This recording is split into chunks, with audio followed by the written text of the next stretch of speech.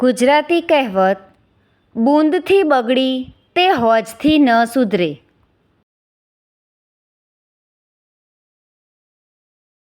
બૂંદથી બગડી તે હોજથી ન સુધરે.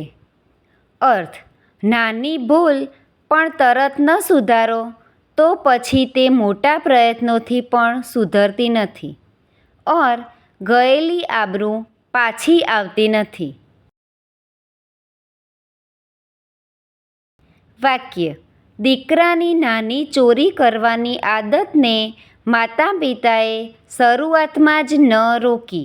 આજે તે મોટો ગુનેગાર બની ગયો ત્યારે તેને સુધારવા મથી રહ્યા છે, પણ બૂંદથી બગડી તે હોજથી ન સુધરે.